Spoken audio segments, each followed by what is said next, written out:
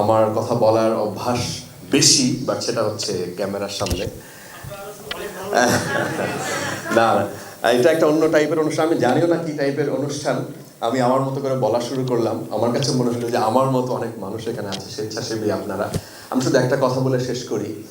আমরা বলি একটা কথা প্রায়, যে মুসলিমরা দেখবেন যে জ্ঞান বিজ্ঞানে এমনভাবে আমরা পিছিয়ে গেছি, আমাদের সমাজ, আমাদের দেশ, যারা পৃথিবীর দেখবেন যে মুসলিমদের সংখ্যা যদি বিবেচনা করেন অনেক, সারা পৃথিবীর বোধহয় এখন মানে তৃতীয় বৃহত্তম ধর্ম সম্ভবত এই মুসলিম ধর্ম, কিন্তু তারা কোনো জায়গায় নেই, কোনো অবস্থানে নেই। ইহুদিদের সংখ্যা খুব কম। আমরা কোথায়, আমাদের ঝামেলাটা কোথায় বলেন তো? কোন সময় আমরা পিছিয়ে গেছি? আব্বাসীয় খেলাফত যে সময় চলে, আমার অনেক বেশি জ্ঞান নাই এই সম্পর্কে, আমি টুকটাক বইতে যেটুকু পড়েছি আর কি।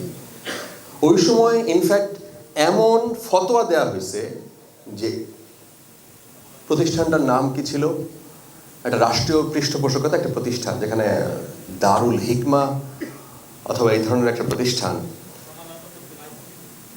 না তা অনেক আব্বাসীয় খেলাফতের সময়। তো সেই সময় সেখানে সেই জিনিসটা আমাদের আলেমরা ফতোয়া দিয়ে বন্ধ করে দিয়েছে। 68 জন ফতোয়া দিয়েছেন যে এই ইংরেজি ধর্ম হচ্ছে খ্রিস্টানদের ধর্ম, কাফেরদের ধর্ম, আমাদের এই এই ইংরেজির শব্দ পড়া যাবে না। ফতোয়া দিয়ে বন্ধ করে দেওয়া হয়েছে। রিসার্চ করা যাবে না, এই তাদের বানানো প্লেনে ওঠা যাবে না। টিভি, আমরা তো গত 30 বছর আগে যখন শুরু হয় বাংলাদেশে, দেখুন টিভি দেখাও বন্ধ ছিল, যে কোনো টিভি দেখা যাবে না, টিভিতে কোনো হুজুররা যাবে না। এখন এগুলো আবার অকল্পনীয় মনে হয় যে এরকম বলতো নাকি? আসলেই আপনি 50 বছর পরে আরো মনে হবে যে আসলেই এরকম ছিল। এখন আপনি চিন্তা করেন যে সেই সময় বলা হতো, আরো 1440 সালে যখন ছাপাখানা আবিষ্কার হয় পৃথিবীতে, তখন ফতোয়া দেয়া বন্ধ করে দেওয়া হয় যে এই ছাপাখানা দিয়ে কোনো কোরআন শরীফ ছাপা হবে না, এবং এটা ব্যবহার করা হারাম। সো এটা রিয়েলিটি। সেই জিনিস যে এখন নাই এরকম না। পড়াশোনা করতে হবে, পড়াশোনার কোনো বিকল্প নাই। আপনি যা ইচ্ছা পড়েন,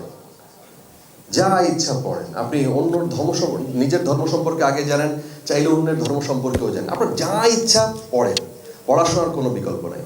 আমরা 47 সালে যখন ভারত ভাগ হয়, আমেরিকার প্রেসিডেন্ট একবার তাদেরকে কোনো একটা প্রোগ্রামে হোয়াইট হাউসে যখন তারা যায়, পাকিস্তানের প্রেসিডেন্ট, প্রধানমন্ত্রী এবং ভারতের প্রধানমন্ত্রী জওহরলাল নেহরু সে সময় ছিলেন ভারতের প্রধানমন্ত্রী, ওনাদের দুইজনকেই অফার দেওয়া হইল যে আপনারা কোনো একটা কিছু চান, মার্কিন যুক্তরাষ্ট্রের প্রেসিডেন্টের কাছে আপনি যে কোনো কিছু একটা চান। মার্কিন যুক্তরাষ্ট্রের প্রেসিডেন্টের কাছে প্রথমে আসলো পাকিস্তানের প্রধানমন্ত্রী। উনি এসে বললেন যে প্রেসিডেন্ট, আমরা খুবই সম্মানিত বোধ করছি আপনি এরকম একটা সুযোগ দিচ্ছেন আমাদেরকে। আসলে আমাদের একটা জিনিস দরকার, মার্কিন যুক্তরাষ্ট্র সেটা ইতিমধ্যে করছে, তারা এক্সপেরিমেন্ট করছে। আপনারা যে পারমাণবিক অস্ত্র শস্ত্র এবং যেই চুল্লি আপনারা বানাচ্ছেন, এই প্রযুক্তি আমাদেরকে দেন, আপনাদের লজিস্টিক সাপোর্ট দেন, আপনাদের কারিগরি জ্ঞান দেন এবং এক্সপার্ট দেন, এটা আমরা পাকিস্তানে লাগবে আমাদেরকে। উনি ওই সময় এটা বললেন যে এটা আমরা সিদ্ধান্ত নিব, এটা আপনাদেরকে দেওয়া হবে।